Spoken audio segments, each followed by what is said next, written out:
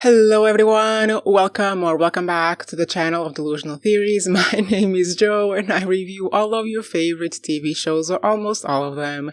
One that is coming back is Criminal Minds. If you've been here for a very long time, before I even stopped using reused content, you know that was one of the first TV shows I reviewed weekly. And this brings me to a pickle because I've been delaying my application for monetization for a very long time because I just didn't want to delete my old videos because I like them too much. So this is the solution that I found. I'm going to upload them all in a 2-hour long video. So if you want to know what happened, everything that happened in season 17 of Criminal Minds, not just the events of the episode, but the theories that were floating around at that time, the pet peeves, the little rants that I did every week. Well, you can find that in this video. I've edited the clips so that there's no more reused content, and eventually when I finish cleaning up my page, which is going to kill my soul, when I apply again, I'll probably be approved. So yeah, this is that video. I will leave timestamps for each episode in the description so you can skip around, because I've noticed that since the new season has been announced, a lot more people are rewatching those videos, so I don't want to delete them from my channel, and this way I don't have to. But yeah, if you're curious about it, I will tell you right now that episode 6 and episode 9, my reviews of those episodes are the most entertaining, if you're just here for the entertainment. Because yes, I rewatched all 2 hours of those reviews and I've listened to my voice for way too long. This is not healthy, so that's what you're going to be watching in this video. And I hope you enjoy, because eventually, in a few weeks, maybe I will delete the original ones, so this is all you have. On to the video. Everyone goes around saying Gold Star, Gold Star. Who is Gold Star? I don't care who Gold Star is. Who is the unsub? The new season starts 2 weeks after the finale of the last one. It starts with a cop carrying a dead body of his wife into the station. Her eyes are gorged out, and her killer left the gold star in the bullet of the cop's gun. This is the new unsub of this season, and the gold star is his calling card. So far, Emily has found 3 cases with the same gold star. He works across states and is able to avoid being caught. So the theory is that this unsub is government trained, because no one with this level of sophistication would be self-taught. What level of sophistication, you ask? Couldn't tell you. Not being caught, I guess. And the theory is that he went rogue for some reason. Tara's girl is in the middle of all of this on orders of her boss, which apparently in season 2 it's S.H.I.E.L.D. agent Coulson. Anyway, she goes to Voit, the unsub from the previous season, to ask him for help for this new unsub, who for some reason they've started calling by his villain name. Like, everyone goes around saying Gold Star, Gold Star. Who is Gold Star? I don't care who Gold Star is. Who is the unsub? And they make such a big deal about Tara's girlfriend going to the previous unsub to ask for help. I mean, did they watch the previous seasons? Because in the first season, they also go to a previous unsub to ask for help. And it makes sense to use Voit because he already knows this person. He supposedly already talked to this gold star. Anyway, this new unsub, yes, I insist on calling him an unsub, is the opposite of Voit. No family, no conscience, nothing to keep him centered or controlled. And in this last case, the unsub escalated his sadism because he hurt the wife and made the cop watch. And this left the cop in a state, okay? And when they try to question him, he snaps and offs himself. Like, in my mind, I'm thinking, did the unsub make the cop do something to his wife? Voit says that Gold Star is doing this for revenge, that the victims are connected and they figure out through the money trail, somehow, that all the known victims and 2 more are a strike team tasked with killing Gold Star. That's why he's going after them, because they try to kill him first, and this is getting fun! At the end of episode 1, the BAU is threatened by S.H.I.E.L.D. agent Coulson. Either the BAU works with Voit to solve the Gold Star case, the current unsub, or Emily can be on her way out of the team. And of course, in the end, the team chooses to work with Voit, but they master a plan to pretend to work with him, all the while trying to get him to admit that he was Sicarios. Sicarios, by the way, is like his code villain name from the previous season. Yes, because apparently Sicarios, aka Voit, is saying that he isn't Sicarios. He just freaked out because Rossi was stalking him and locked him in a bunker because he freaked out. He's a manipulative psychopath.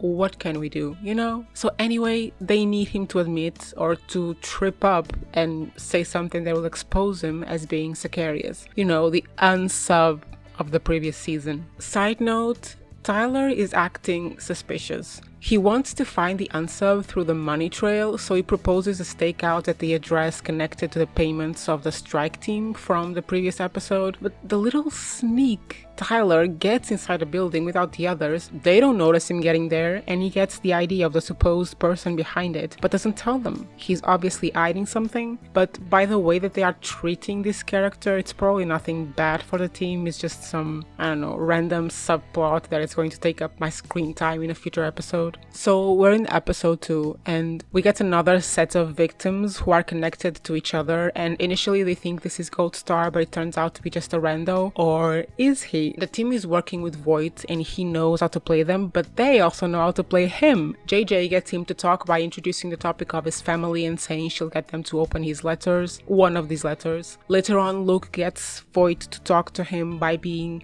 blatantly honest and telling him that he was sent in there by Emily to pretend to be scared of Voit so that he would feel like he has the power over him and he would cooperate. But by admitting this, Luke manages to get the same result by tapping into something Voit naturally gave him, which is pretending that he's not as smart as the rest of the team or Voit, which still makes him feel superior. So Luke gets there in the end, you know. While speaking to JJ and to Luke, Voit talks about social contagion, which is basically being influenced by someone else's words or actions to say and do the same thing. It's kind of implicit that this is why this episode's unsub was killing, because he was influenced / infected by Gold Star's ideas, aka the unsub. This is also what Voit did in the last season with the Toolbox Killers. He infected them with his ideas of how to not get caught, even though they all got caught. You know, psychopathic things. Do you know what would be fun? As if this Gold Star character was this government-trained assassin who, on the job, attains government secrets, specifically information about how the government uses social contagion. I'm sorry, English is my second language. I don't know how to say this word. Contagion. And just general manipulation and corruption to, for example, make sure that a correction house for troubled youth looks squeaky clean, even though they are literally torturing kids with electroshock. Okay? Imagine he's a Thanos type of villain, where his reasons are absolutely valid because the government sucks, but his methods are grotesque and, well, inhumane, you know? So later on, Voit says their entire profile about Gold Star, the unsub, is wrong and will get people killed because Gold Star was affected by social contagion more than anyone else, and what he really is a conspiracy theorist. Voit goes on this rant about how you don't need much to kill in these days.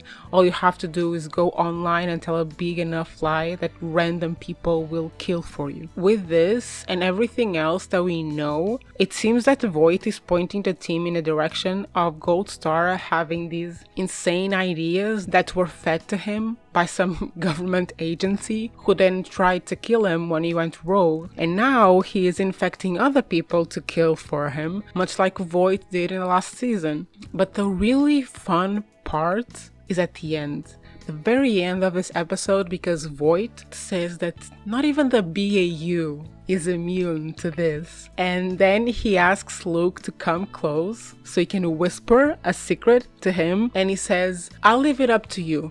You tell me if it is a lie or not, if I'm telling you the truth or not." And Luke is tempted. JJ is like, no, don't do it. But Luke does it. He gets close and Voit whispers to him the following words. Injure, gene, fear, dot, ZYQ. What the hell does that mean? I don't know. And Luke doesn't know. He draws back and says he doesn't understand, but he kind of seems, I don't know, angry or distraught. Like something isn't right. It's not like he's confused and he says he doesn't understand. It's not like, what the hell are you talking about? It's more like, I don't understand, you know? But then Voit whispers something else in his ear, and this we can't hear. And Luke freaks out and starts saying, that's not true, that's not true.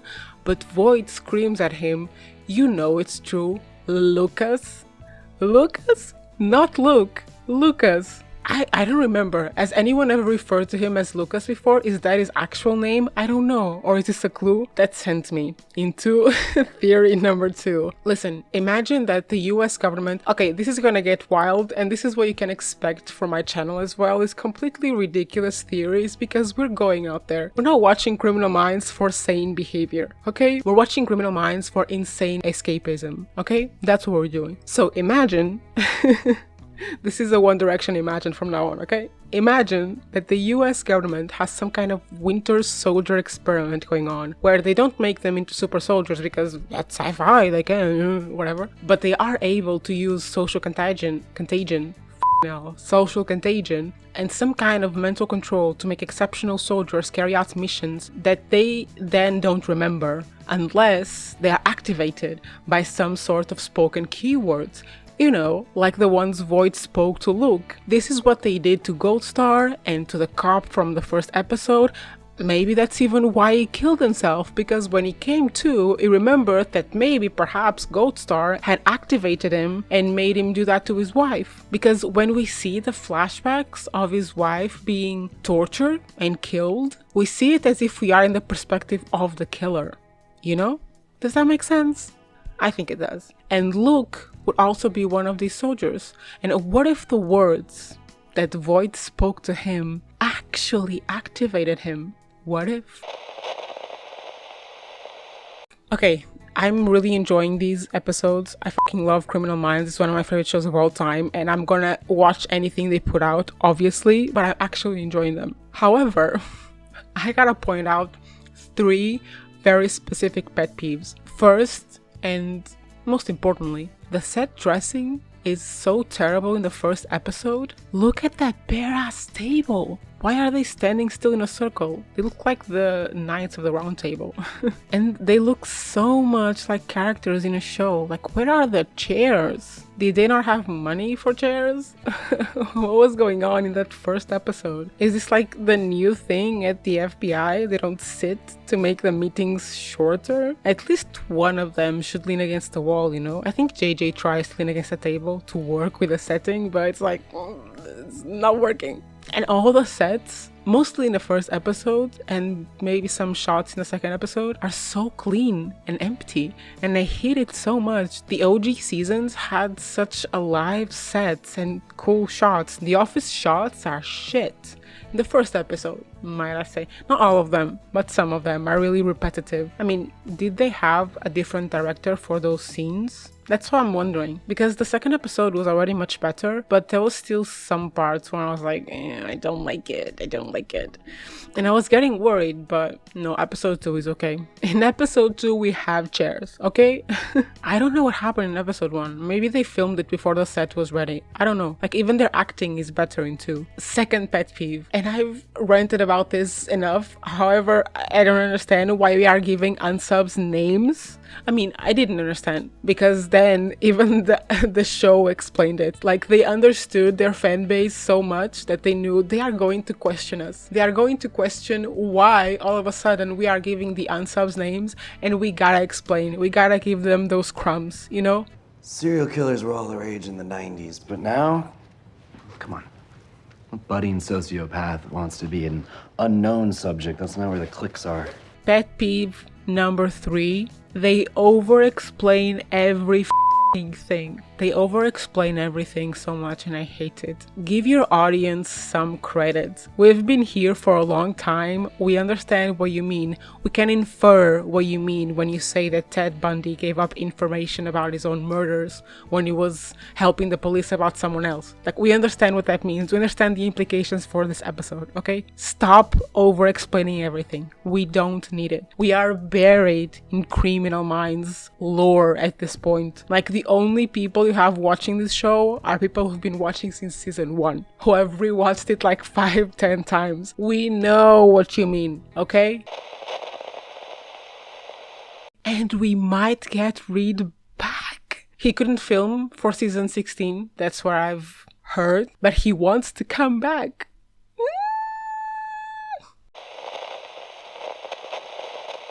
Hello there, everyone. Welcome back to discussing delusional theories about... I was just about to say Game of Thrones. Welcome back to discussing delusional theories about Criminal Minds. For this episode review, I will be a little bit less delusional.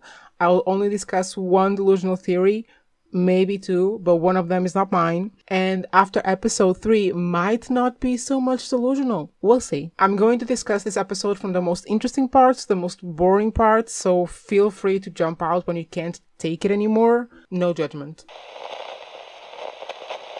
Starting off with, who the hell is Gold Star? By this point, the show has given us enough hints that point to some character in the show's past. One Redditor pointed out that the team's past keeps being alluded to. Emily going undercover, JJ as the communications liaison, Luke's military past, and even Garcia's hacking past. So I think it's safe to say that it might be someone from past seasons, either unsub or the team. And if you've been on Reddit, by this point you know that the biggest speculation by far is that Elle is Gold Star. However, I have a different suggestion, okay? You see, I love Elle, and Elle, when I started watching the show, was my favorite character. And for those who can't really remember what she was about, let me explain to you. I feel like a lot of people only remember her for the last few episodes she was in, you know, when she got shot by the Fisher King and almost died. She was different after that. She was already pretty intolerant to certain things in this job, but after she got back from what had happened to her, she just couldn't take it when the team couldn't officially or legally prove that the unsub was the unsub. And it wasn't just any unsub. He was a serial rapist. So Elle took matters into her own hands and offed him. Not long after, she left the team, and that was the end of her arc. But Elle is more than this. She was an expert in sex crimes before joining the BAU. She was one of the strongest characters, which was a huge thing because she was a woman, and this aired in like mid-2000s. Elle was the kind of person who wouldn't be intimidated by these male unsubs who like to subjugate and overpower women. She would fight dirty, quote unquote, at times, yes, but only with the bad guys, and only to protect the innocent, the victims. To me, it's really hard to swallow that she would go from that to a killing machine, who not only kills, but is sadistic about the way she does it. Elle, as we know her from season 1 and 2, wouldn't kill an innocent woman just to cause pain to her husband. That's not Elle, and it doesn't sit right with me that some fans are theorizing this. Not some fans. Pretty much everyone thinks this by this point.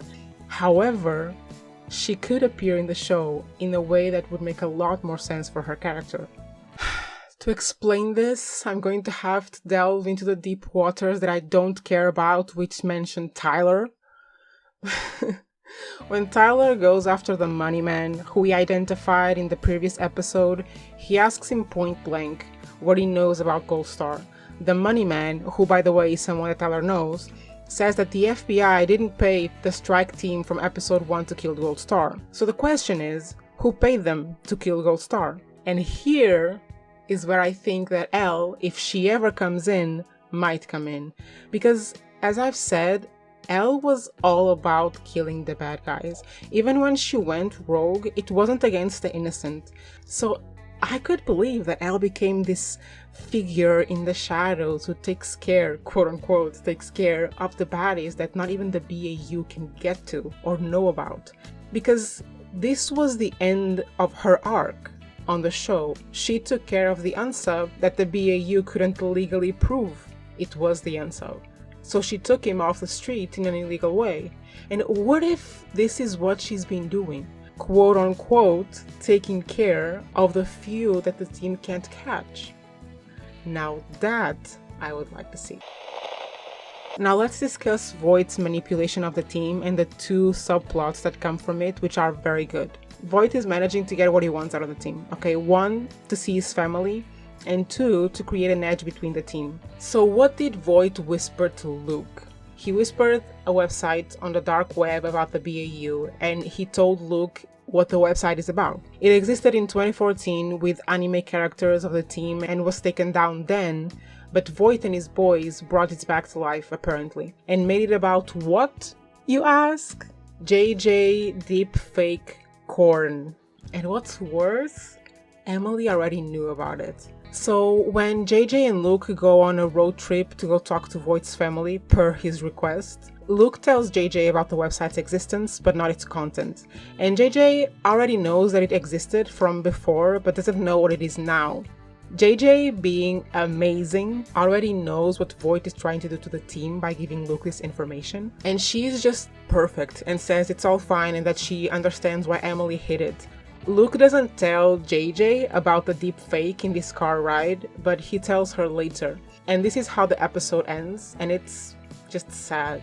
I really like that they are introducing this topic. If you've seen my previous videos on this channel, you know I care a lot about shows and media in general who make space to discuss serious real-life issues, such as depression among young men in normal people, or the dangers of AI in A Murder at the End of the World, or positive relationships between parents and children in Percy Jackson, or the grooming, abuse, and subjugation of girls and women in House of the Dragon. There have been a lot, and there will continue to be, because having a degree in psychology, I'm very aware of this in movies, shows, books, even music, I guess. But for Criminal Minds, what I hope this leads to is a natural discussion within the show of how to erase off the face of the earth these websites, which, if you know about the deep web, you know it's impossible, because you take one down and 10 new ones pop off. But revenge porn or corn being made against someone's will or without their knowledge is still a really difficult thing to tackle. It's hard to trace who did it, where it originated, and even if the person who did is found out and convicted, whatever was made and posted online will remain on the internet forever. That's the thing. It can always be found somewhere. And there have been shows addressing it recently, and I think the conversation is growing better over the years around it. You know, from warning people how to share intimate images, to the discourse around what to do if this happens to you. Some shows do it better than others. For example, the show Euphoria shows us a really dark view of the way a girl processes seeing her video up, whereas The Idol leans a bit more into the side of she was really upset about it but pretended it wasn't a big deal. But if we go to Prisma, we see a girl who was really affected by it and it changed her life in a way. So what I would love to see from Criminal Minds, and this probably, hopefully, where they are going with this, is a positive, constructive discussion about it. Now, for Voigt's second manipulation of the team, we get to see how Voigt's family is doing, which is terribly. They are doing really bad. They are having a horrible time. And this reminds me of that family that Ross helped way back when, who was also doing really bad when we got to meet them. This is interesting to me, this representation, because we never saw much of what happened to the families of the victims, and much less the families of the unsubs. And I think it's also important because there is a huge true crime craze at the moment, and I never really hear discussions about the families. Maybe some of the victims, but none of the perpetrators after they are caught or offed. And to see the kid, Voigt's eldest daughter, hurting herself is so heartbreaking. Can you imagine what's happening in her mind right now? She must feel absolutely zero control over her own life. She's probably questioning her identity, who she is as a person, if she is the daughter of a monster and never saw any signs. Kids blame themselves a lot. When stuff like this happens, they always think that they could have done something else. And I really hope for the next episodes that we get to see more of the family, how they readjust and surpass this. That would be an interesting B story to me. Give me more of the family and less of romantic relationships, please. That's what I want. And when JJ and Luke go to see the family and ask the mother for help, she obviously doesn't want to help the BAU by taking her children to see Voit, because they haven't helped them either. They were supposed to be in victim protection by now and they aren't. I don't know why this is, but maybe because they thought they would need the family to work with Voit or something. I don't know. But this is a good angle because it shows that the good guys, the FBI, are not free of doing bad behavior. They should have protected his family as soon as they caught him. They should have given them new identities immediately, but they didn't. There's no way. There is no ulterior motive in that. The mother refuses to cooperate until the very end of the episode when she finds out her daughter has been hurting herself and decides to cooperate with the BAU if they finally get them into witness protection. They agree, and we can expect to see this in the next episode, I guess. My new favorite character has entered the scene, and we get introduced to fucking Brian. FB, if you will. Not just Brian, no. My friends, this character is fucking Brian, and I love him. He's a conspiracy theorist who used to be neighbors with Emily.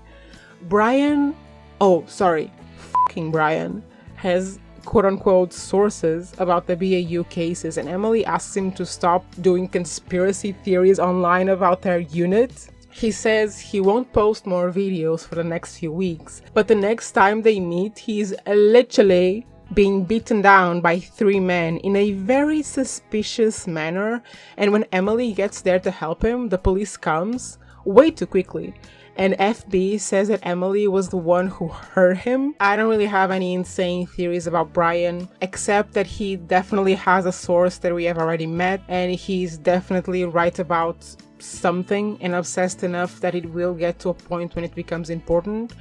And I mean, the fact that he lived next to Emily is not random. Come on, it can't be. However, a Redditor by the name of Fear in the Sky has a really fun theory that Voit and Bailey are working together to find Gold Star, and that they faked Bailey's death so he could go rogue to catch Gold Star. Where does Brian fit in? Well, if he is working with them to find this rogue FBI agent acting as an unsub, then he could have staged what happened at the end of the episode to get Emily and tell her everything that is going on, so she also goes rogue and helps Bailey. It's far-fetched, but it's fun. And the one thing that this Redditor got right for sure, which I also thought when I was watching the episode, is that the cops who arrested Emily are suspicious. They got there way too quickly. I mean, girl was still on the phone when the sirens were off. It doesn't make sense and it feels staged. My 2 new pet peeves. Boring unsubs. We have a new unsub who technically has nothing to do with Gold Star, but I mean, in the end it will, right? It's going to be someone who met or knew Gold Star or knew about Gold Star or something. Anyway, at least they are using the word unsub for one. In the end, the unsub is the guy who is taking revenge on the people who were able to rent the houses that him and his father couldn't because they had shit credit score. What might be important to remember about this is that the motive of this unsub was also revenge. The same as the corrective school guy and the same as Gold Star in the first episode. That, I think, is interesting. Second pet peeve, the romantic plots. Listen, I didn't talk about the romantic plots in the previous video because I hate them. I hate the whole business between Garcia and Tyler, even though Garcia was hella funny here. And Tara and her girl, whose name I haven't even bothered to learn because I don't like that character. If anyone deserved a sapphic lover, was Emily. Or Reid, but then it wouldn't be a sapphic lover, a gay lover. Let's just put the truth out there. And that's the truth, okay? Anyway, all this to say that in this episode we have to endure more Garcia and Tyler shenanigans. And right at this point, I'm missing Kevin. Who's with me? Listen, at least Garcia is funny. I feel like the actress knows that no one cares about Tyler, so she's like, I'm gonna give a performance to make them laugh at least. At least. Do you know what I find really funny? The fact that Tyler is a consultant. I'm having a vision. Should I make a video about The Mentalist? Probably not, right? I think the perfect video already exists and has been made in the form of Sloane's view of it. So, yeah, probably not, but the urge is there. Emily Prentice is booked and busy being booked in jail. Listen, y'all, I've got jokes, but they're dad jokes, okay? Of course, as we knew, it was a setup and she was let off and whatever. But when she finally gets in contact with Brian again, sorry.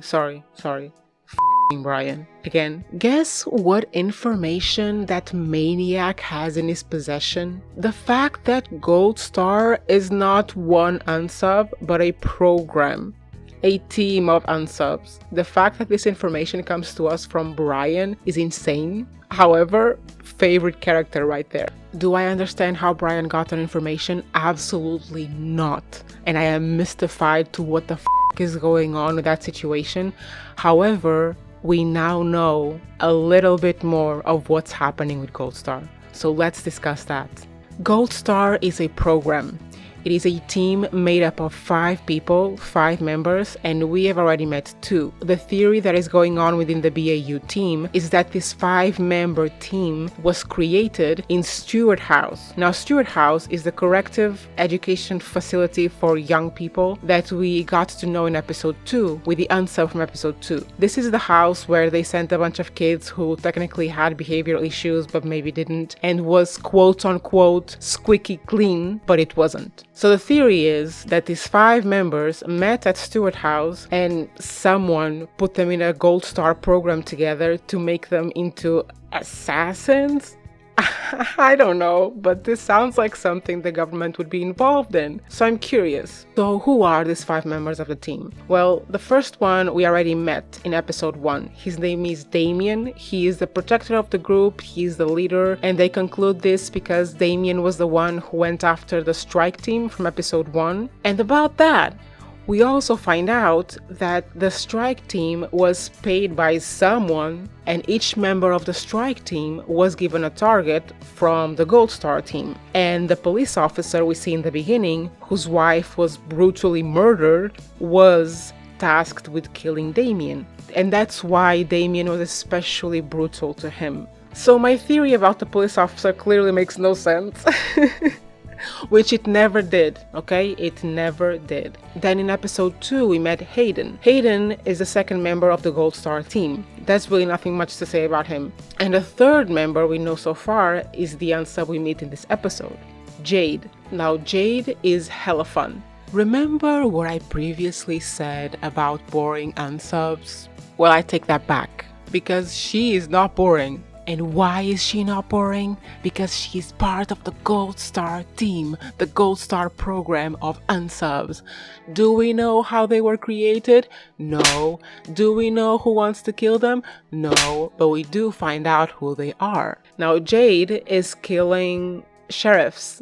And who are these sheriffs specifically? People who used to do protective detail at Stewart House. So she collects their badges, and then at the end of the episode we meet Damon, who brings her the badge she took from the police officer from episode 1, and they meet. Now the team, being the BAU team and being awesome, also figures this out, right? JJ is like, one of them took the badge, the girl is taking badges, maybe they're taking badges for each other and they're going to meet. And we know this is true because we see Damien and Jade meeting at the end of the episode, okay? So this is the Gold Star team. 2 members are still to be figured out, but surely in the next episodes. One important thing to point out is who was the unsub from episode 3? Because he doesn't appear to be on a team, but I refuse to believe that he is irrelevant. Because remember what I said in the other video about the motive being the same for every single unsub?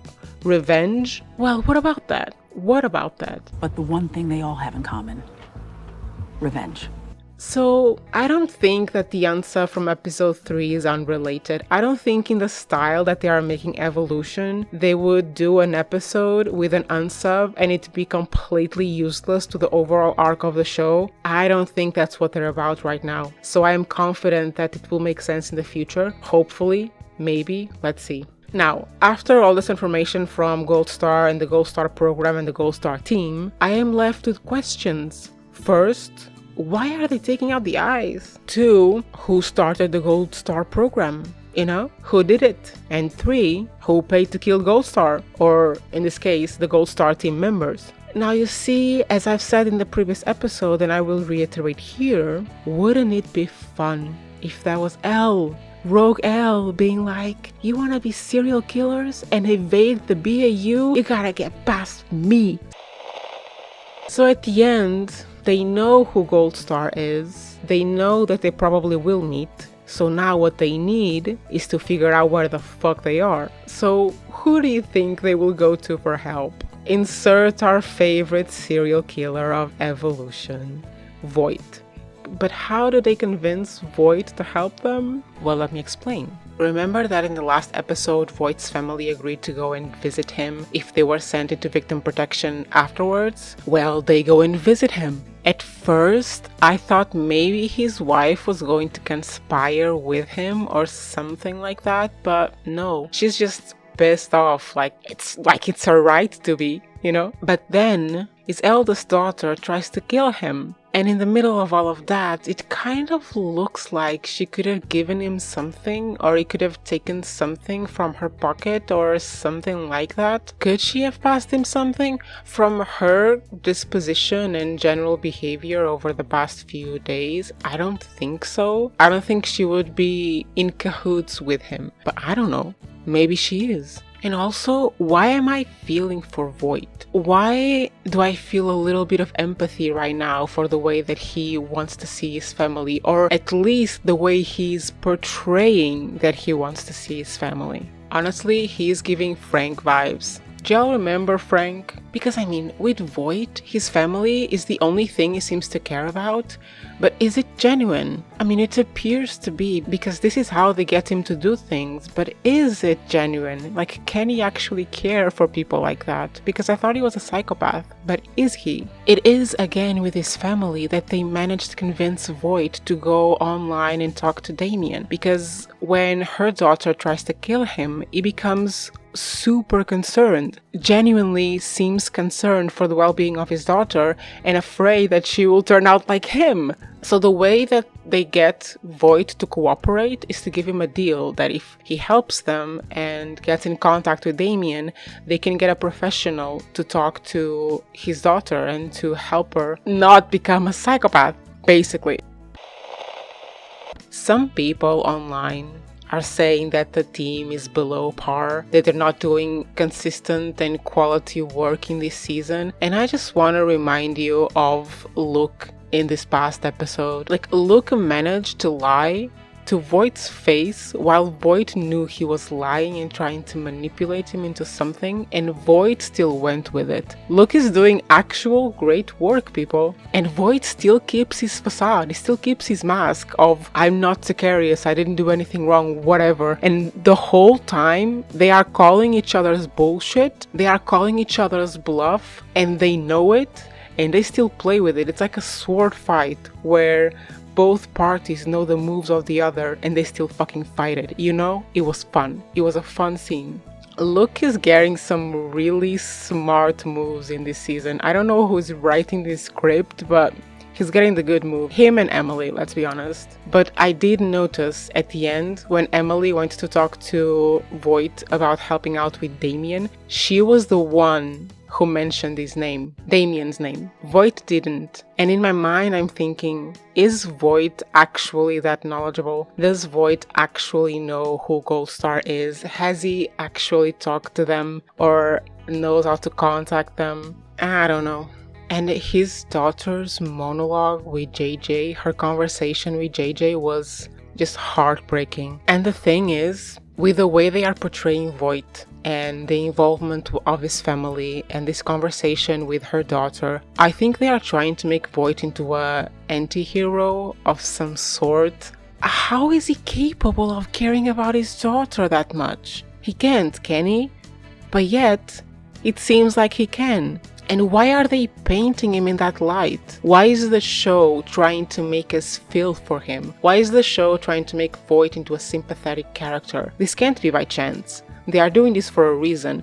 And I mean, Voit is in the second season as a villain still. And in my mind, I'm thinking, are they making Voit like the big bad wolf of Criminal Minds Evolution? Is this going to be the overarching villain, Voit? Is he going to escape and then become, I don't know, a serial killer again? Or worse, are they going to pull a Chuck Bass on us and try to redeem him? I don't think the show is that insane, okay? So I don't think that will happen. But it does make me question, why are they portraying him like this? It doesn't really make sense. If it's just a big play from Voit, maybe that's interesting. But it just seems like the show itself wants to make the audience believe in Voigt's words. Notice how Emily is the only one who isn't even considering the conspiracy theory stuff. When Rossi asks her and when Tara asks her, she immediately cuts them off and says like, no, this isn't it, like move on. And remember that in episode 2, Emily was spot on with the unsub. Spot on, and it was Rossi who doubted her. But in the end, she was correct. So in my mind, I'm thinking, I trust her above all of them because clearly there is something that is already infiltrating the team, because Rossi is hallucinating and is proposing that maybe the conspiracy theorist theory is correct. JJ is not doing well. Like, Tara and Luke clearly are open to the idea of conspiracy theories. And Garcia, my girl, Garcia is involved in these stupid romance plots. Like, Garcia, girl, get a toy. Get a toy. So what can we expect for episode 5? Let me tell you. We will meet the Gold Star team, or at least Damien and Jade, and we will definitely get answers. Maybe not all of them, but some answers on how they came to be. We will definitely get the hint that the Gold Star program is way bigger than those 5 people. Because remember what they initially thought of Gold Star? An agent who went rogue. But it turns out it's a team who went rogue. So wouldn't it be logical to think that if one team went rogue, maybe there are other Gold Star teams? Listen, the government is messed up enough that this could happen. And I hope it does. And of course, we will get a lot of Voit time.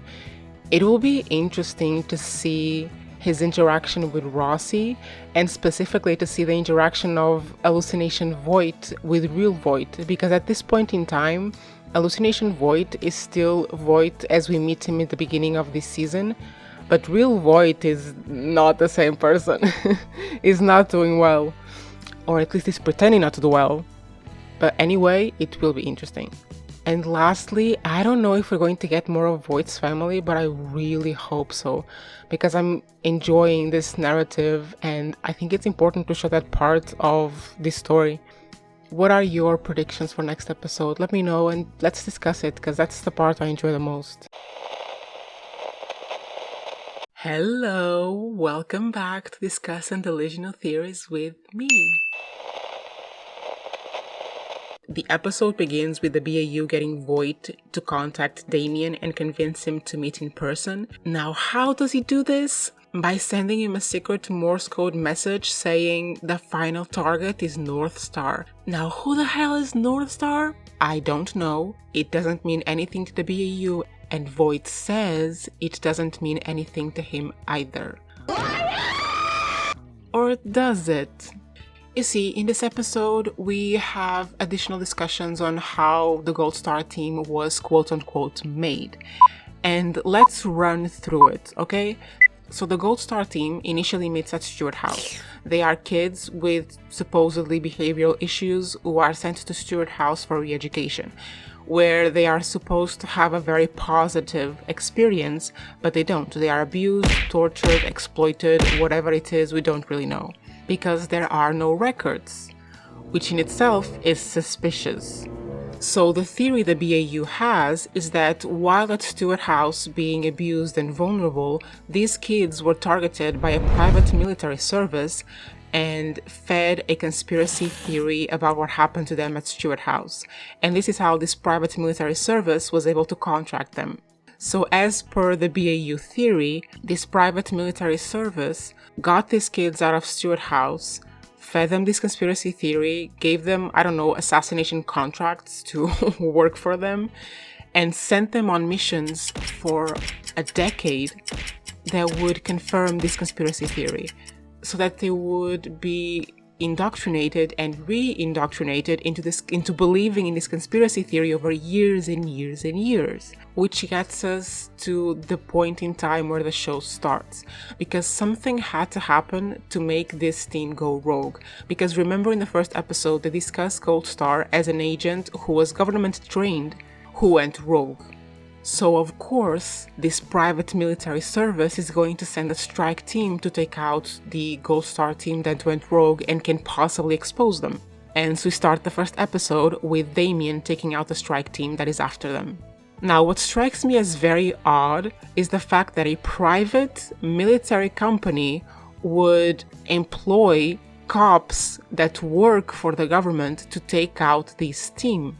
In this episode, we get an answer at why they might have gone rogue, because Damien tells us that Aiden was taking out all those people that used to work at Stewart House to stop it from happening again. So possibly the Gold Star team went rogue from their private military contract because they thought that what had happened to them at Stewart House was going to start happening again. So at this point in time, we know what happened to them to get them here, and we know the motivations of the 3 Gold Star team members that we've met so far. Damien took out the strike team because they were after them. Hayden took out the people that worked at Stewart House to stop what happened to them from happening again. And Jade was just getting revenge for the people who did security detail at Stewart House. Side note, in this episode we get the hint that maybe Jade was essayed at Stewart House, so her taking out these people was maybe in revenge for that. Now, the one question I still have about their methods is, why the eyes? This hasn't been explained and it has to be relevant. So at this point in time, the Gold Star team started out as abused kids, were manipulated into believing a conspiracy theory and becoming agents of a private military service, possibly found out that what happened to them was going to start happening again to other kids, went rogue to dismantle this organization, took out the strike team that was after them, possibly took out the people that could do the same thing to other kids. What's next? So here enters Voit, because when he contacts Damien, he gives Damien a next stop, which kind of gives the vibes of final big boss, big bad. You know, North Star could be the boss of the Gold Star program, could be the person who is in charge, or the people who are in charge, or whatever. So this is why Damien agrees to meet with Voit, because he believes in this conspiracy theory that was fed to him, and he believes it's still happening. So Voit uses this to manipulate Damien into meeting in person by giving him more information of the conspiracy theory. And in the episode, Voit explains this himself. The only way you can get the conspiracy theorists to believe in you is to send them further down in the conspiracy theory rabbit hole. And this is what Voit does by giving him North Star. So at this point in the show, there are 2 sides. It's the BAU plus Voit side that doesn't believe in the conspiracy theory, and it's the Gold Star team side that believes in the conspiracy theory. Now, one very interesting and important thing is introduced in this episode, which is the difference between conspiracy and conspiracy theory. A conspiracy is something that can be true. A conspiracy theory is something that can't. And Voit introduces the idea that in this day and time, it's very hard to tell the difference between a conspiracy and a conspiracy theory. Basically, it's very hard to tell the difference between something that seems absolutely insane but could be true, and something that seems absolutely insane and can never be true, which is very interesting, and we're going to keep this for a later discussion. Before we talk about what happens when the BAU and the Gold Star team have their meet cute, let's pose some questions. First of all, Voit was kind of a mentor to Damien. Second of all, Voit was the person who fed Damien the information about the strike team. Now, why isn't the BAU questioning him any further about this? I know there is a pressing matter, which is the meet cute with the Gold Star team. However, you were on the jet together. You could have questioned him. He clearly has a lot more information that he isn't giving you, so why aren't you questioning him about this? Voit knows way too much about the Gold Star program that he isn't telling.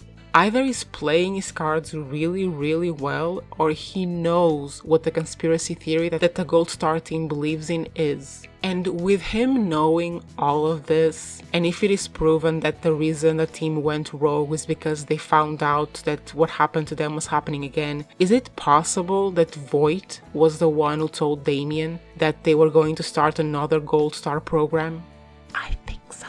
Another thing, Voit says that neither him nor Damien knows who created them. Like, the team can figure out that it started at Stewart House, that there was this private military service, which I don't believe in, by the way, that started it all with them.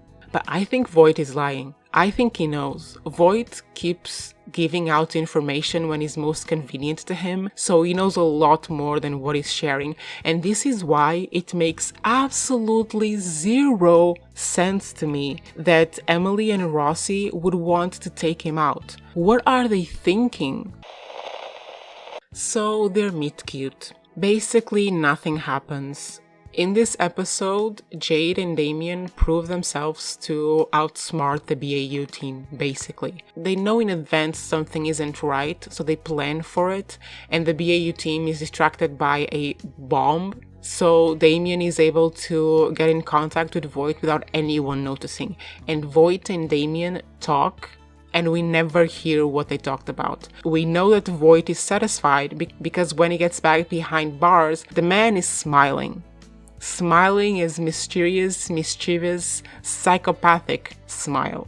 And the team gets nothing out of it. In fact, the team loses credibility, if anything.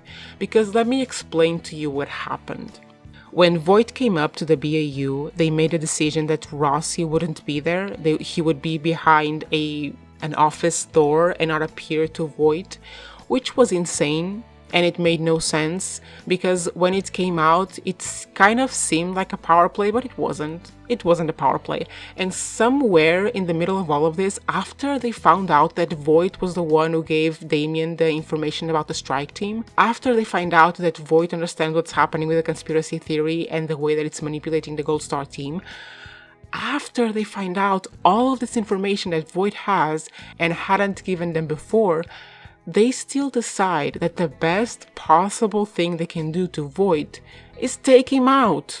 In what world is taking out the person who has the most information about this case a good decision? In no world. And this is where I want to get back to what Voit said about the difference between a conspiracy and a conspiracy theory, because this is then mimicked at the end of the episode by Emily. She says the same exact thing before breaking down in tears in Rossi's arms. She says, it's not so easy to distinguish a conspiracy from a conspiracy theory, and in my mind I'm thinking Voit is winning. Voit is managing to get in these people's heads and making them doubt themselves, because JJ barely present, she barely said anything, she's clearly still consumed with the deepfake. Rossi consumed. And also, by the way, a disappointment that we didn't see hallucination Voit interacting with Voit. That was a huge opportunity to see Rossi's mind literally interacting with Voit, and it didn't happen. Disappointment. Emily clearly breaking down. She was arrested and now she's making these strange decisions, like trying to assassinate Voit, which makes no sense. So I guess what I'm saying is that I take back a little bit of what I said in the previous episode about me trusting Emily completely. Not everything, because I really truly trust her. I think her instincts are correct. I think she's just doubting herself because Voit is making her doubt herself. Period. So this lesbian person is someone that Tyler knows. Because it's someone that Tyler knows, and because Tyler has been established in the show as a positive character, this is not going to be anything bad for the team. Which gets me thinking, who the hell is talking to Brian? It can't be the Gold Star team, makes no sense. It can't be the possible private military service that took out a strike team against Gold Star team, because that makes no sense either. Could it be another third factor, a positive factor, which is also working with Tyler or knowledgeable about Tyler's situation and position in the BAU? I don't know, but I want to believe yes, because Brian is also introduced as a positive character. So if we mix up the two positive characters with mysterious situations in the show, it's Brian and Tyler. It would make sense that the information they both have is coming from similar source. No? Maybe. My hopes for Elle are diminishing with each episode, but listen, if there is a positive, mysterious force in this show, it has to be her. Okay, it doesn't have to be her, but I really hope it is her. In this episode, we get almost nothing new, but at the same time, we get a big answer. And it was a fun one, guys. It was a fun one.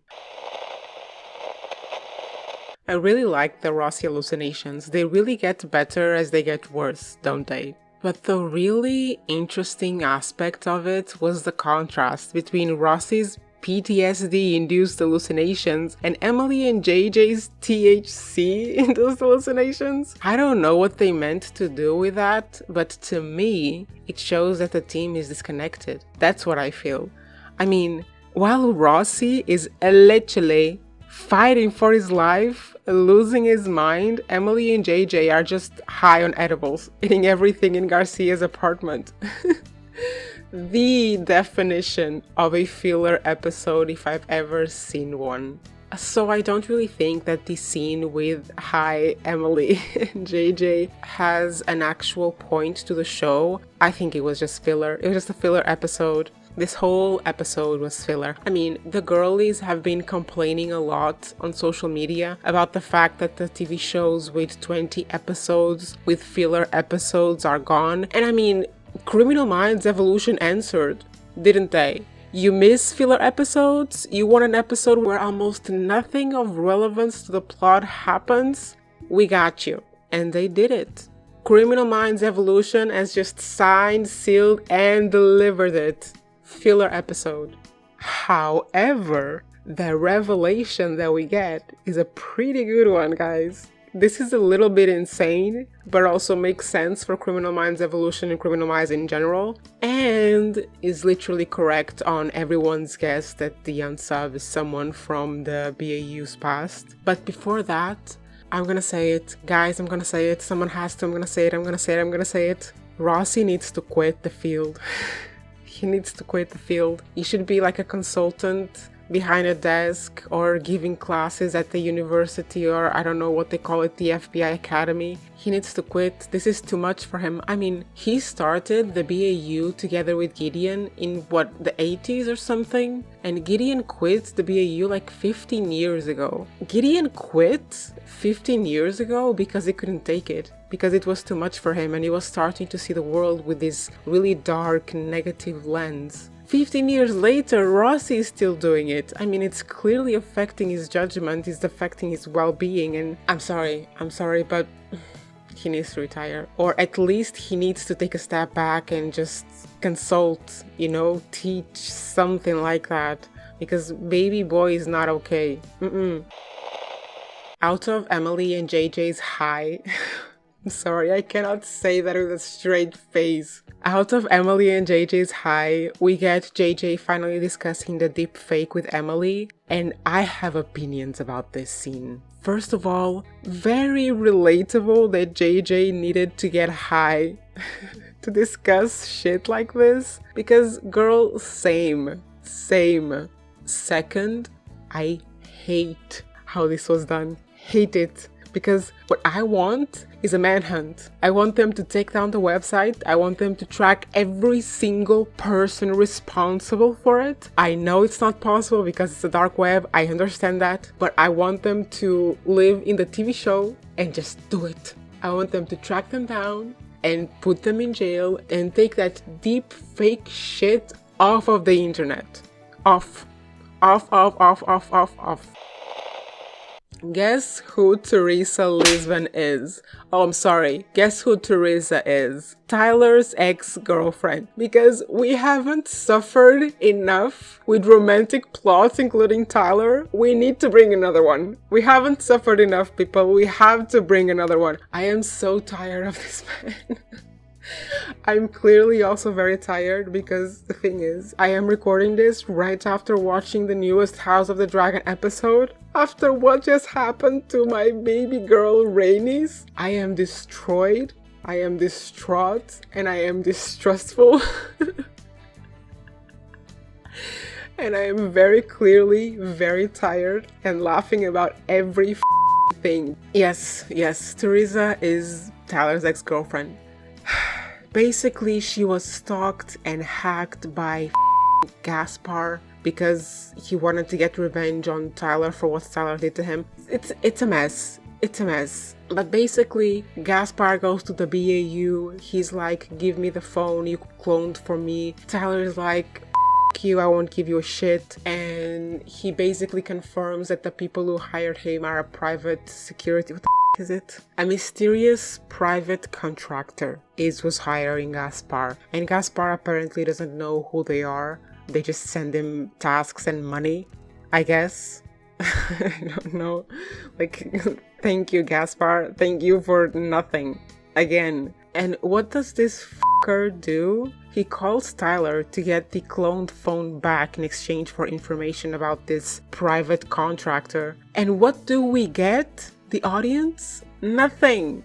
Absolutely nothing. He's arrested, and I'm sure we'll find something out in the next episode. So what is this big piece of information we get in this episode? Well, Rossi is currently being haunted by Voit still, so he goes to visit him in jail to get him out of his head, basically. And when he goes to visit Voit in jail, what happens, you ask? Go read the title of my previous videos about Criminal Minds. Go to my page, click on the latest Criminal Minds video I made before this one. What's the title? Yeah, that's what happens. And guess what? In this episode, Voit is still winning because these people can't do a single fucking thing without talking to this man. What did I say in the previous episode? What did I say? Voit had a lot more information that he only gives out when it's convenient to him. Guess what happened? Guess what happened? Guess what happened? Rossi went to the jail, he talked to Voit, blah blah blah shit chat, talked to Voit, and Voit basically implied, listen to this, Voit basically implied that the idea to build the Gold Star program came from where, you ask? From the BAU. Yes, from the BAU. And Rossi calls up a team meeting, brings out a big old pile of old files, and tells the team, you know, back in the 90s when I was working with Gideon, we were given a task. Write a paper about how to create serial killers. And what did they do? They wrote the paper. They wrote the paper. They didn't publish it because they still have some common sense, but they wrote the paper. And of course, if it was written, it was archived somewhere. And apparently, this is how they created the Gold Star team, with a recipe from Gideon and Rossi. Okay, it was a pretty good episode. I admit it. It was really fun. That was fun. Okay, it was fun. At this point in the show, with everything that has happened, it's completely undeniable that Voit is so far ahead of the BAU that they can't even see his footsteps anymore because the wind has erased them. That's how far ahead he is. There is no other way this will turn out. What's going to happen is that at the end of the season, or close to the end of the season, Voit will escape and he will be the big bad again for season 3 of Evolution. What else will they do with Voit? What else? Because he's clearly way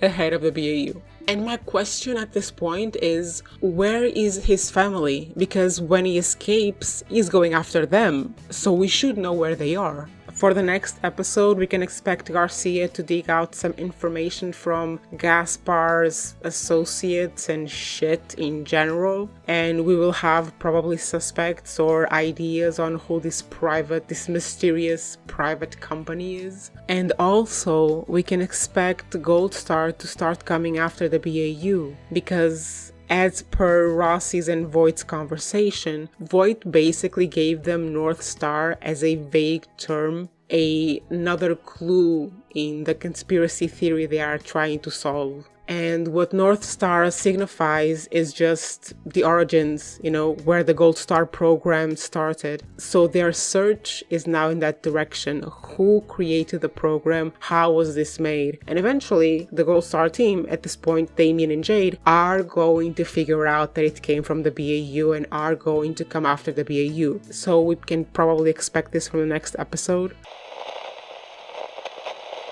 In the end, it's good to have filler episodes, and having looked at Emily's and JJ's footage for so long at this point making the clips, it's kind of funny, it's entertaining, and they're adorable, so I enjoyed it, okay? I complain a lot because that's just part of me discussing a show is ranting, but I enjoyed it. It was a fun episode. And the revelation and the introduction with Emily singing, that was good, guys. That was fun. I like that they are experimenting more with this kind of stuff. It's interesting to watch and to see the evolution of the show. The next thing the lawyer is going to do when they end the call is open the damn box. So now the question is, what's in the box? In this episode, we get another random serial killer who is officially not related to the Gold Star case. However, I hope he is. This is the second officially unrelated unsub. The first one was in episode 3, the gas man. This week's unsub is giving incel behavior, over-controlling husband who forced his wife to deliver her baby at home. Who the even does that anymore? Spoiler alert, they both die. The mother and the baby. Yes, you heard me here first, they both die. And this insane incel man begins living in a fantasy where him and his wife are hunting down the people who SA'd her and made her pregnant with their baby. This man literally forced his wife to deliver the baby at home, knowing very well it wasn't safe because their doctor didn't recommend it. He did it anyway, they died, and then he jumped into a fantasy where he was the hero, hunting down the people who SA'd her, which never happened, by the way. She wasn't SA'd. It was his baby. So why do I call him an incel? In his fantasy, this maniac builds this wife who is bedridden, who doesn't get out of bed, who is in a postpartum depression mixed with, I don't know, PTSD from supposedly being abused, which she wasn't. And he's the hero who is at the same time taking care of their newborn baby and hunting down her abusers. Why is he hunting them down? He's such a good man, taking care of their baby. Why is he doing this? Because she asked him to, in his fantasy. And so it gets to the moment when she's like, I want to kill the next one. By the way, this is the wife in his fantasy saying, I want to kill the next one. And he's like, baby, I'll do anything for you. I'll do anything for the baby. You gotta kill the next one. And then she doesn't do it because of course she doesn't. She's a f***ing corpse. And he snaps at her. He snaps at a corpse. And he says, for once you could be a f***ing mother and take care of your child. The dead child. This unsub was underdeveloped and rushed, and it felt out of place. However, I have hopes that it is connected to Gold Star for 2 reasons. One, the motive is, again, revenge. And another thing about this unsub is that the apparatus that he was using to dispose of the bodies of his victims, well, not really dispose. He was kind of like completely eliminating them from existence. He had this acid sprinkled down on them and they would just dissolve. Yep, they just dissolved. So I mean, someone had to help him build that. He had to get the instructions to build that from somewhere. It could have been Joe from You. However, I don't think they're going to do a crossover at this moment in time. So my next best guess is maybe Voigt's network? ? Well, I have hopes, at least. And just the last point on this unsub, Criminal Minds Evolution is showing kind of a gruesome death, like a gruesome way to die with them being, dissolved alive. But I didn't like it. I always felt that in the original series, the most gruesome killers were just like implicit kills. They wouldn't explicitly show you exactly how they were killing them, like what they were doing, but it would be implied by the way that the profilers would discuss the case. But in this episode, we barely see any case discussion, we barely see any crime scene photos. The team is divided between Gold Star and this new case, and I don't know, it just feels weird. Like, they've changed the formula for Criminal Minds evolution, and I don't know that in this season it's working as well as last season. The show is becoming so comical in a way, and also so dark. You know, it's a bit jarring. Formatting wise and stylistically, I don't know where the show is going, and I don't know that they know where they are going. But I will forgive this. This one time I will forgive it, because they have introduced another great character. First we had Brian, now we have Jill. Jill is phenomenal. The way that she was talking to Prentice, I don't care who you are and I don't care about your problems, get out of my lawn. It was great. Love Jill. Love Jill. But I mean, the coincidence that Jill is a biological psychologist, was it? Come on, Criminal Minds, come on. You know better than this, you know better. I know you do. Come on, pull your shit together. And also, how did they identify the unsub? We don't know. They don't show it. We don't see Garcia doing her magic. At this point, we just assume she does it. Come on, Criminal Minds, come on. And now, about the Rossi Gideon paper. Yes, people, yes. We go all the way into epigenetics. Did I ever think having a discussion about epigenetics was going to be in my bingo card for 2024? No, I did not. However, here we are. So basically, what these maniacs want to do is to turn off the empathy gene and then turn it on again. Yo, this is getting ridiculous. This is giving scrapping the bottom of the barrel, okay? And they didn't even mention how they would do this. Because technically, to suppress the expression of a gene, you would need a protein, right? You would need a protein to attach to a silence receptor or something. Like, you would need something to go to that DNA gene, whatever, and change the way it expresses itself to say, nope, no expression, you are on mute. You are on mute. But how are they doing that with the Gold Star team?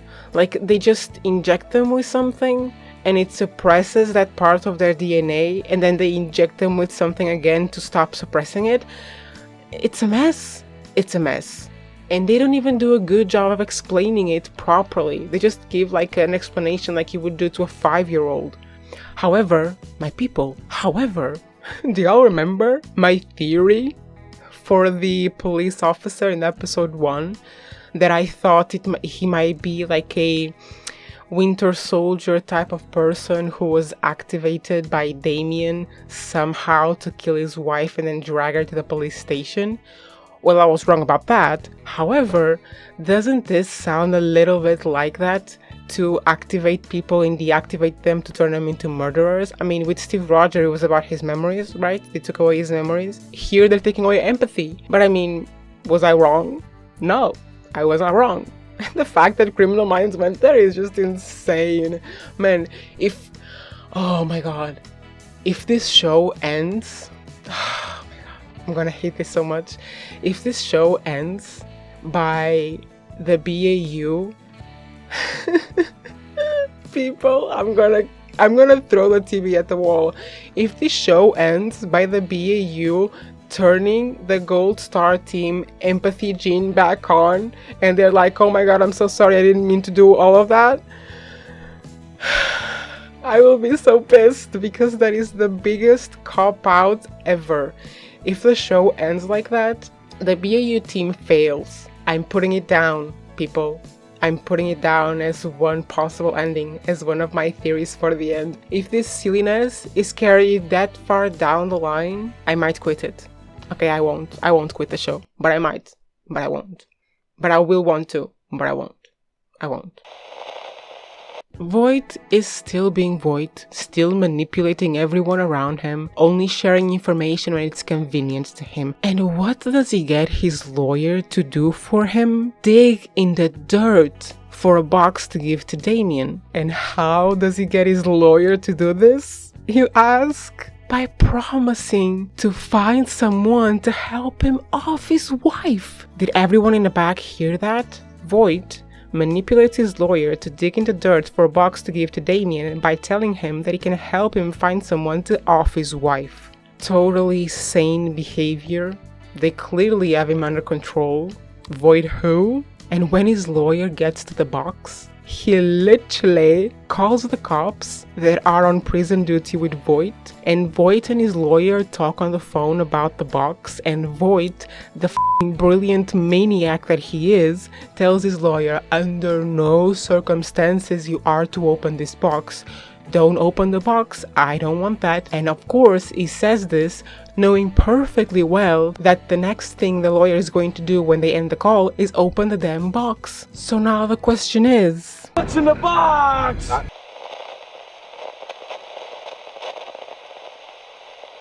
literally at this point at this point in this season, people, I am rooting for the psychopaths. I am rooting for them.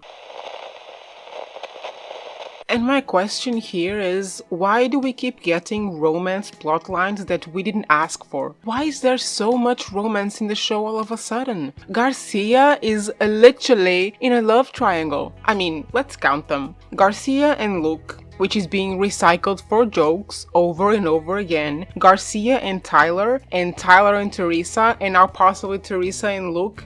What's going on? And then we have Rossi and Jill, with a mention of Jill and Gideon, and we have Tara and her girl. I mean, they were cuter in this episode, I'll give them that, but still annoying. When can we go back to the Criminal Minds that was about psychopaths? Even the psychopaths in this season have a romance plotline. I am head over heels with the romance between Damien and Jade. Completely. I love them. Literally at this point, at this point in this season, people, I am rooting for the psychopaths. I am rooting for them.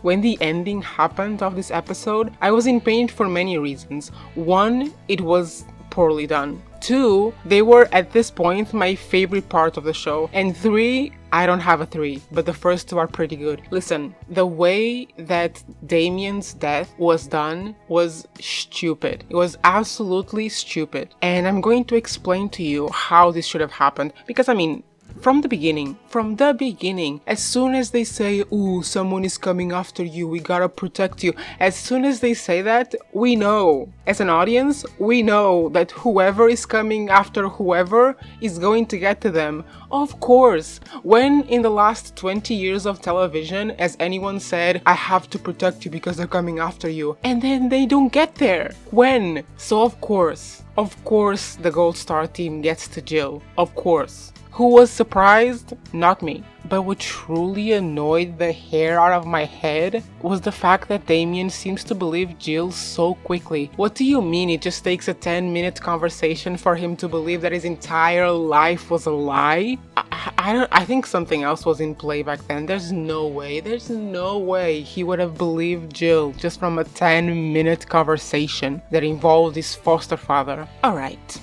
let me tell you how this should have played out. Damien doesn't believe Jill immediately, but there's something there that he believes, so him and Jade decide to take Jill on a quote-unquote road trip to get more information out of her, to hear the whole story from beginning to end, and to try to understand what happened to them at Stewart House. During the road trip, they talk about it, they discuss everything that Jill knows from the program and the idea to write the white paper and all that. Damien starts to believe her, and Jade doesn't. So in this conflict between believing and not believing Jill, believing and not believing in the conspiracy theory they were fed in at Stewart House, they decide to go to the BAU to get the white paper, to get all the evidence, and to just put it all on the table and decide what to do then. So they take Jill to the FBI. Somehow they break in. At this point, I don't care. If they're talking about epigenetics, they can break into the FBI, okay? If Garcia got off from everything that she's done so far, they can get into the FBI, okay?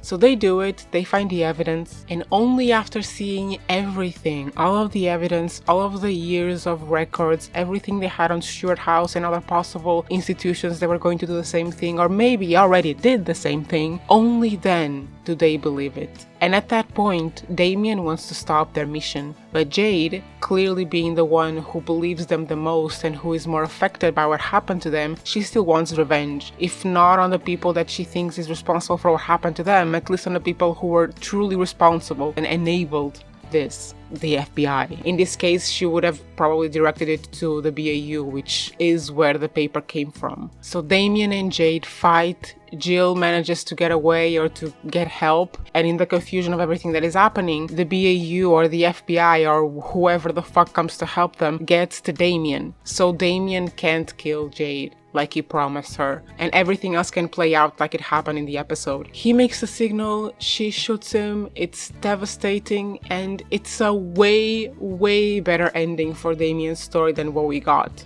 Am I wrong? No. Am I right? Yes.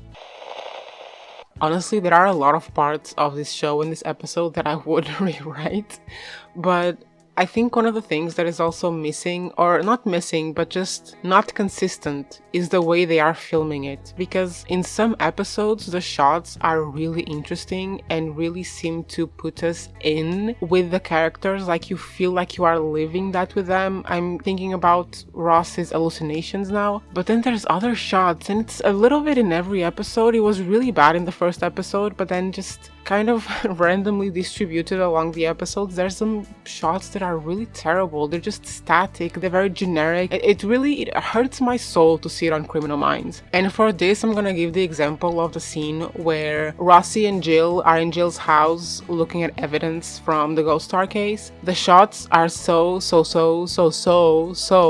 boring. And this is what I would do to fix them. By positioning the camera in a way that it would feel like the spectator is in the room. Instead of static shots, we should have moving shots. So imagine if a camera moved as if it were a spectator from the audience who was invited in on the investigation. It would start where it started in the show, framing Jill and Rossi through the door, and then it would move in through the door, sit in front of them, pan to both of them and to the papers on the table, and then pan up again, just accompanying the discussion they are having. And then in different moments of tension or of conflict or whatever, it would react like a spectator. So for example, it could get up from the table again, walk around the table, looking at what's happening outside, or looking at Rossi and Jill, just trying to take in the information, then move closer to them, even behind them, in between the both of them, looking down at them as if a person could be standing there, resting their hands on the back of their chairs. To one side you see a close-up of Jill, to the other side you see a close-up of Rossi. Then you move on the table and you see the papers as a person who is walking the scene, focusing on different details of it as they have this discussion about the case. Wouldn't that be more interesting?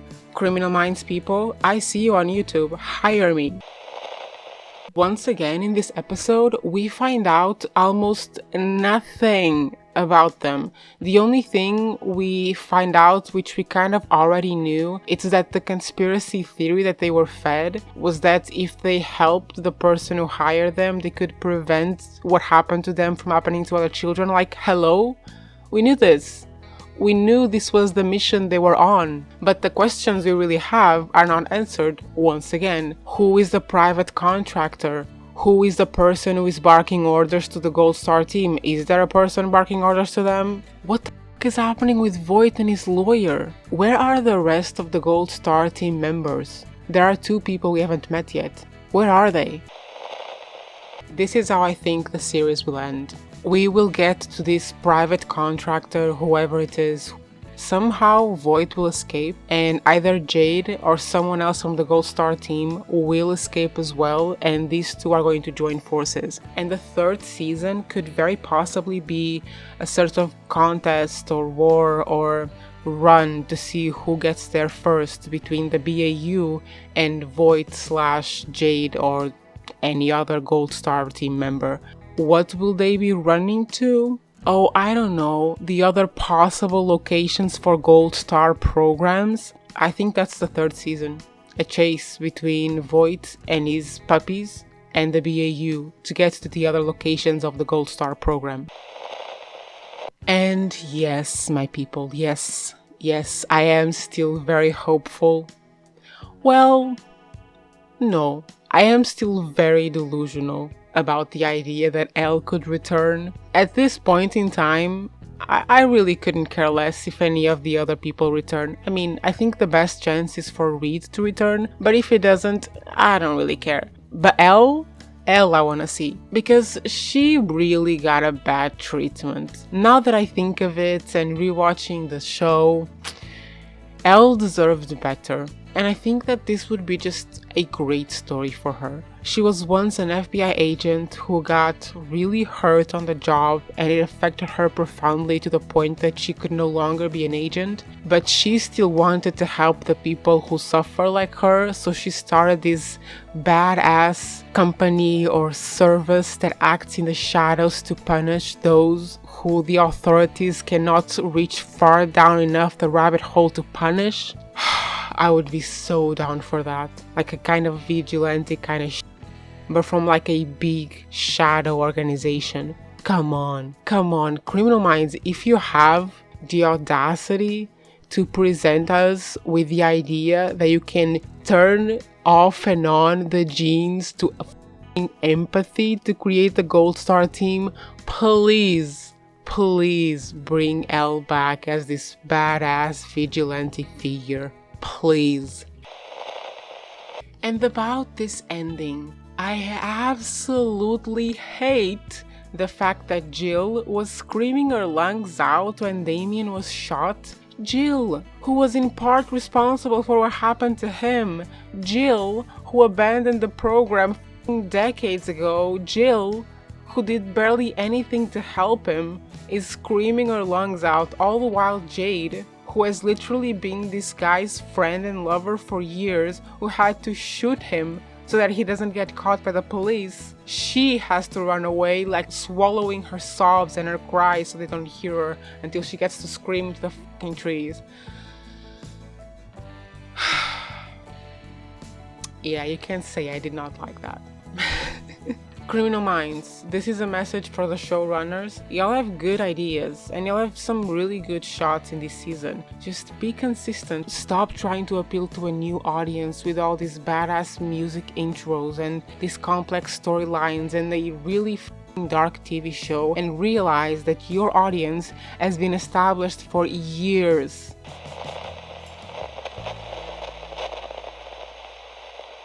The ending of this episode should have been the finale, with Jade sacrificing herself for the sake of the children going on the run, Voit escaping on the route to his prison, and Church escaping and just heading for the next Gold Star camp. And this could lead into the third season of Criminal Minds Evolution and the BAU being finally stretched out in a third season, between finding the lost children, finding an escaped Voit, possibly already reconnected with his network and trying to locate his family, and finding Church, who will probably be hiding at another Gold Star camp location. And what would this be? A great opportunity to bring back past BAU agents or introduce new, better ones, because the team would be stretched out from all the stuff that they have to do, all these people they have to find. Criminal Minds showrunners, I've said this before and I'll say it again, hire me. I'm on Jade's side completely. Yes, she's a bad person, and yes, she's probably a psychopath, but that's what she was trained to do. That's what she was tortured to do. That's what she was abused to do. I think it was a given at this point in the show that Jade had been essayed at Stewart House, but this episode confirms it in the most horrendous way possible. Horrendous. The way that I had to look at that on my screen, criminal. Criminal Minds. Honestly, at this point, I'm starting to think that the criminal minds of Criminal Minds are the minds behind Criminal Minds. You know? And we finally meet the fourth Gold Star team member, Dana, who I was already excited to get to know because she was really cool, but clearly I won't have a chance.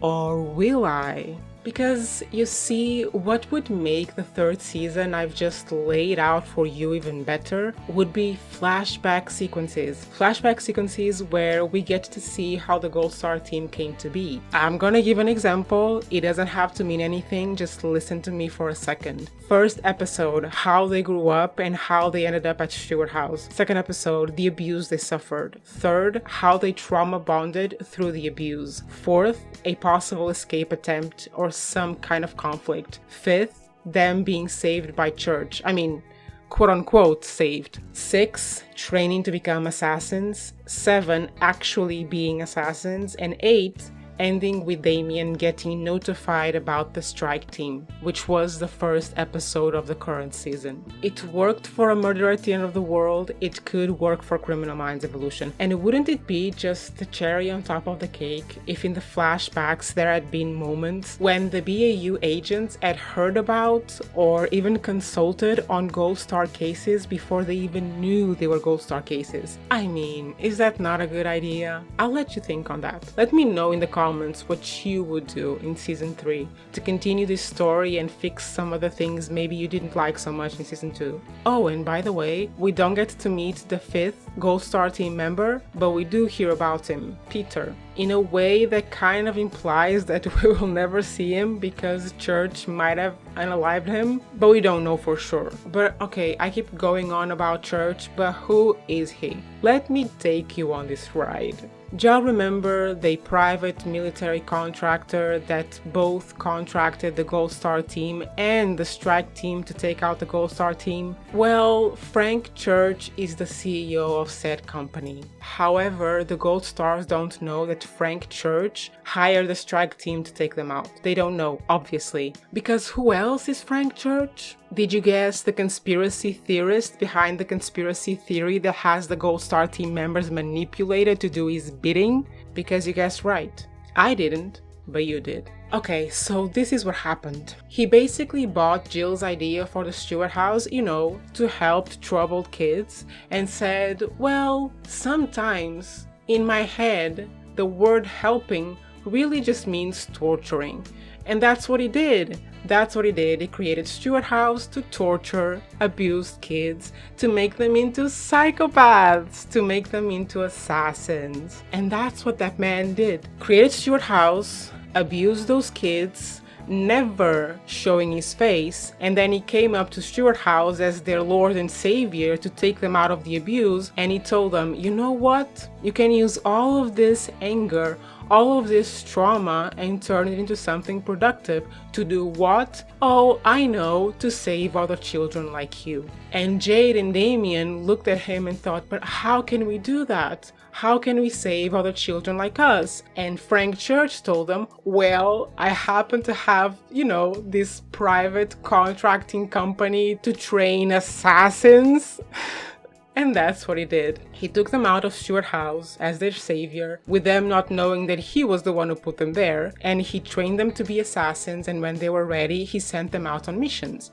Which missions, might you ask? Well, missions to tie up loose ends, aka past staff members of Stewart House. So at this point in time, you might be asking, what is this conspiracy theory that he used to manipulate those kids into killing the past staff members of Stewart House? What did he tell them? Well, it's not clear. It's not very clear. It's so unclear that in this episode, freaking Jade and Dana start believing that the BAU is behind Stewart House. Now in my mind I'm thinking, what kind of vague-ass conspiracy theory did Frank Church feed these kids to make them believe that someone did that to them on purpose and were doing it to other children on purpose, and then didn't specify it well enough that at this point they still believe the BAU was behind this? I mean, he must have said something like the government is behind this and law enforcement is behind this. Okay, but now I need to backtrack, because how did Dana and Jade find out that BAU, well, quote unquote found out that the BAU is behind Stewart House? Well, do y'all remember the lockbox that Voit gave to Jade and Damien? Yes. That's how they got there. There were coordinates there, there was a key there, they got to the coordinates, they found the bunker, and in the bunker there was one thing. It was a crime board. A crime board from any kind of crime show with a lot of pins and photographs and lines connecting photographs, and it was a crime board of the BAU. And Jade and Dana, without reading any information, without even doing anything else but looking at the board, they infer that the BAU must be North Star, that the BAU must be behind Stewart House. So this is my question: what kind of vague-ass theory did Frank Church feed them that at this point they can so easily believe that the BAU is behind Stewart House? And by the way, in the grand scheme of things for this show and for this season, them finding out this crime board about the BAU is absolutely inconsequential. Nothing happens about this because both of these people, by the end of this episode, will be gone. Okay, that's not exactly true because there could still be consequences for the BAU. Why, you ask? Well, this comes from a lot of BAU mumbo jumbo that I will not even try to understand, but it basically translates to this: Frank Church is trying to discredit law enforcement.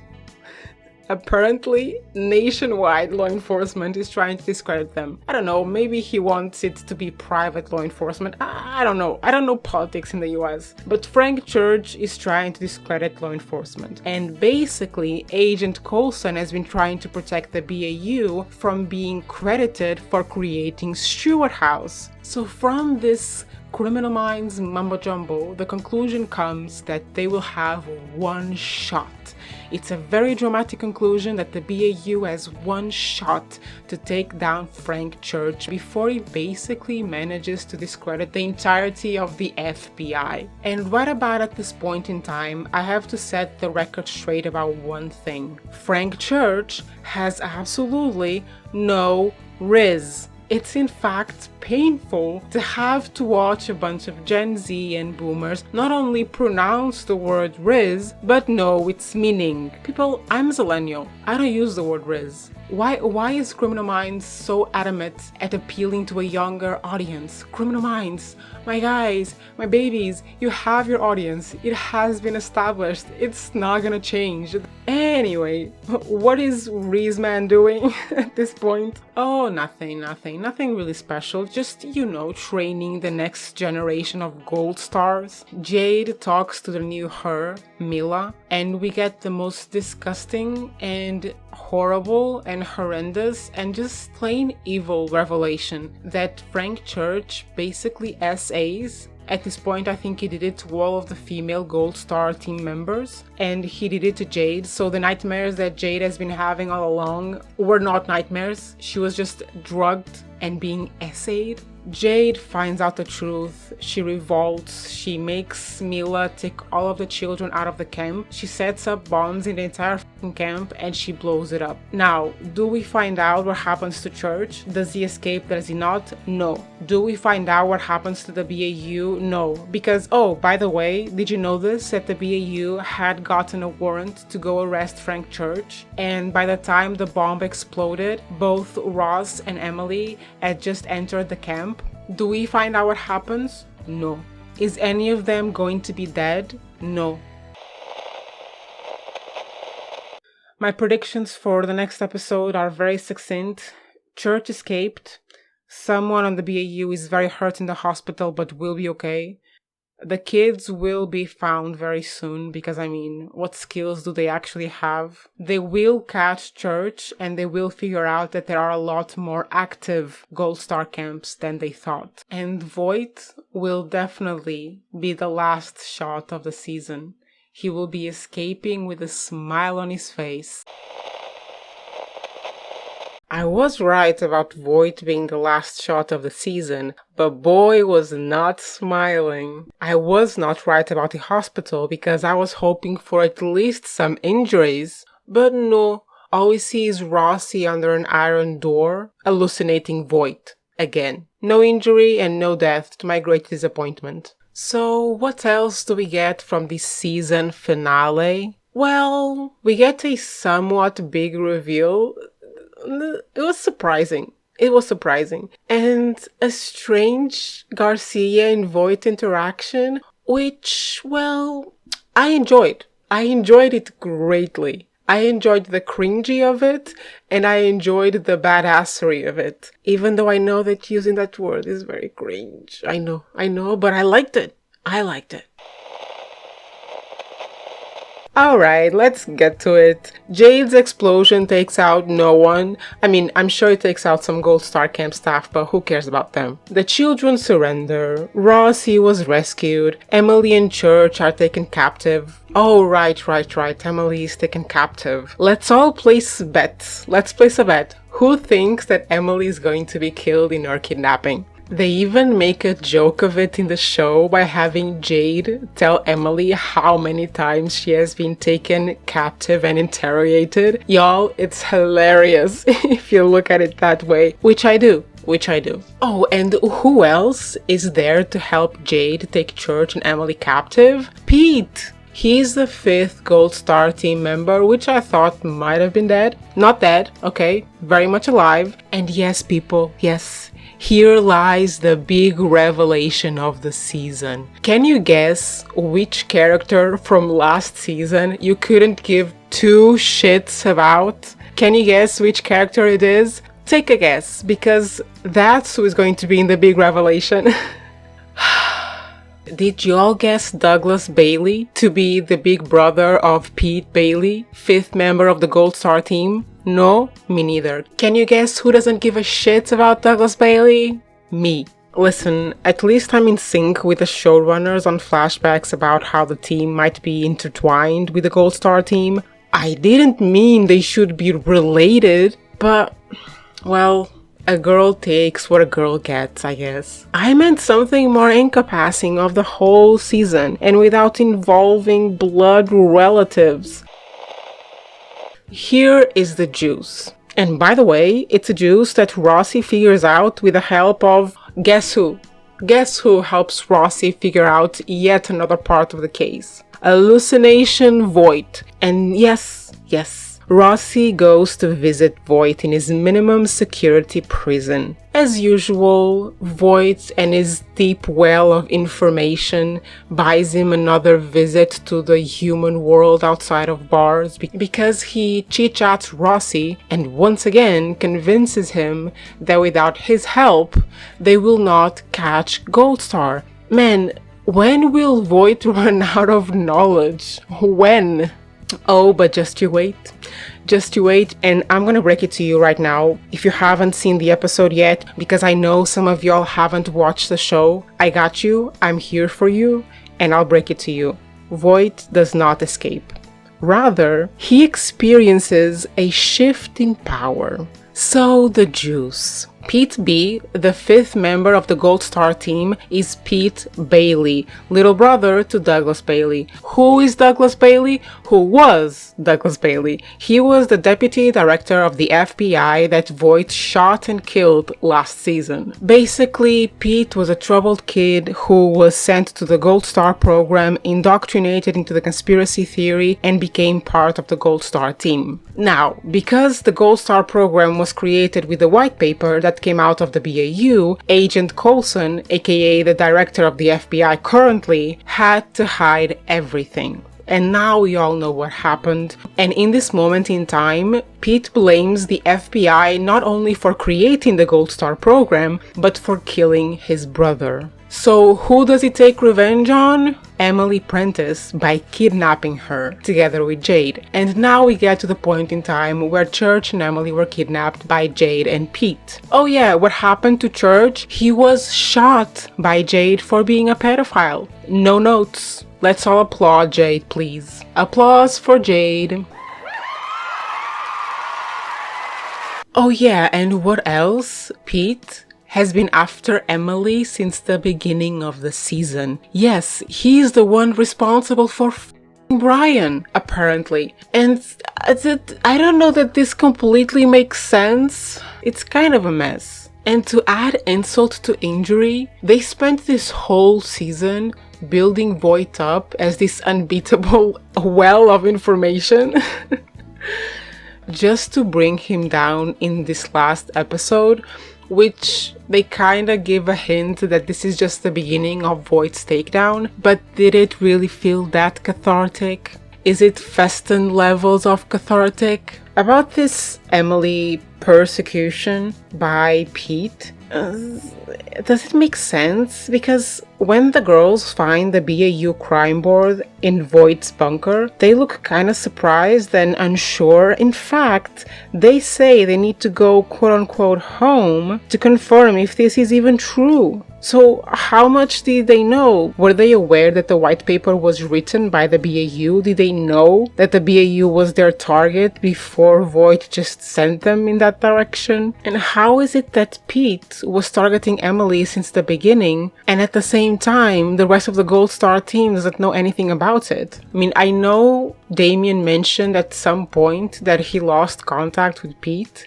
so we have to assume that he lost contact with Pete because of Bailey's death. Pete heard about it, heard who was supposedly responsible about it, and began to stalk Prentice and try to frame her and get her, I don't know. But then, how did Pete learn that Bailey's death was Emily's fault? Because by that point, Voit was in jail, so who told him? Did he just make up his mind because that's his conspiracy theory brain or something? I'm gonna have to go rewatch the past season, because maybe in between the time where Voit killed Bailey, he was able to send a text or something to Pete. I don't remember, so I'm going to go back and rewatch it, because maybe that's the explanation to all of this. But also, why didn't Pete tell everyone else? Because if they're all in this mission to find out or take out the people who are behind Gold Star, and Pete found out who it was, why didn't he tell everyone else? Or was Pete just after Emily because of Bailey? And then when he found Jade, that's when he put the pieces together that not only she was supposedly responsible for Bailey's death, but also responsible for the white paper that created the Gold Star program.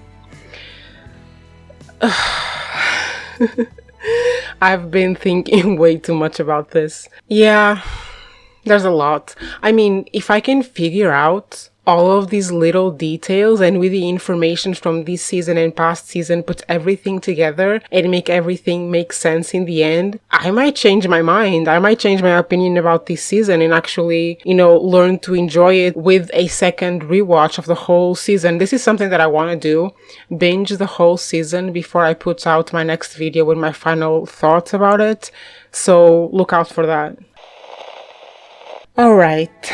At this point, Emily is Pete and Jade's hostage. Voit is free again, well, temporarily, trying to help, quote-unquote, help the BAU get to where they are or find out where they are. So he goes on a little trip. And this is where we start to see his takedown. We start to see the shift in power against Voit. And how does this start? Well, first of all, I have to say I am disappointed that Voit didn't escape. However, I have a great suggestion for the showrunners for season 3. And yes, I will be diving deep into it, so wait for the videos. So how does the shift in power start? Well, Garcia glares at him. And let me explain the levels of this glare, of this death stare that Garcia gives Voit. Voit is basically joking around with Tyler, who he calls Ty or Ty Guy or Ty Man, I think. And how is he joking with Tyler? He's basically saying, oh, your voice is familiar. Yeah, where have I heard that before? Could it have been when I was, murdering your sister? And Garcia gets pissed. She gets pissed and she takes her glasses off and looks Voit dead in the eyes. And I have to tell you that this was very cringe at the beginning, but then I enjoyed it.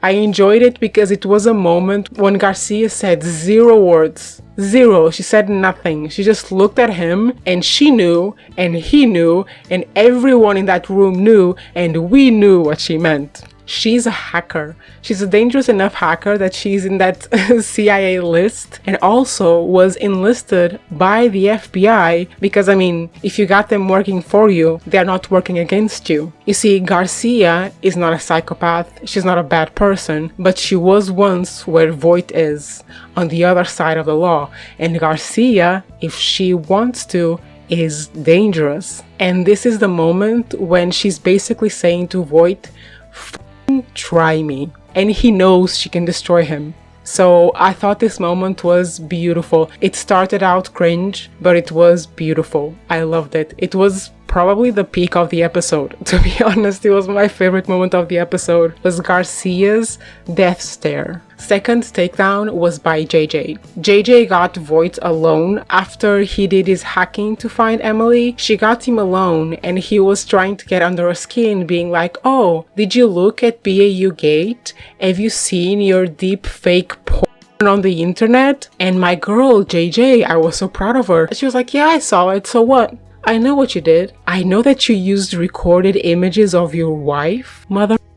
So try me and you see what I'll do to those images. Basically, Voit, when creating the deepfake, had to use real images of someone, so we secretly recorded his wife and used her as a model for the deepfake with JJ's face on it. And the third takedown comes at the end. Because yes, my people, Voit did not escape with a smile on his face. No. Voit was ambushed at his prison laundry because the BAU somehow got the information to the other prison inmates who he was. You know, a serial killer, which apparently is not a good thing to be in prison. So the last scene we see on the show of this season is Voit getting the shit kicked out of him, which, I mean, deserved, very much deserved. But anyway, Voit, realizing this shift in power, makes the stupidest mistake. This idiot does the same thing Rossi did when they went to the park to meet Jade and Damien for the first time. He points a finger gun at JJ to signify that he knows Jade and Pete will try to blow them up.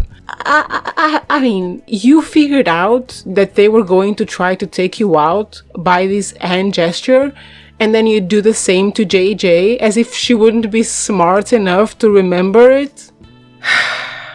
Voit, you are disappointing me. JJ of course figures it out. They don't get blown up. Garcia plays a video to Pete and Jade proving that Voit is lying and was the one who killed Douglas Booth. Douglas Booth.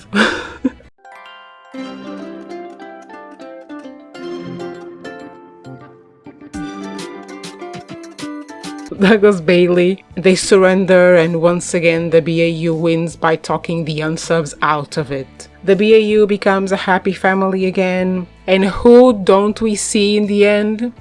Elle. This is the simplest explanation of what happened in this season and the last episode wrapping up everything, but I will be going over this in more detail in my final thoughts video. And by the way, since this is like the last episode of this season and it's a whole full circle moment for me with my very baby channel, if you got this far in the video and you've watched all the other videos, please like them and subscribe and comment because it would help me a lot with the channel. Yeah, thanks for watching. I never say this, but yeah, thank you. And comment. I love to discuss this stuff. It's why I'm making these videos. Yeah, bye.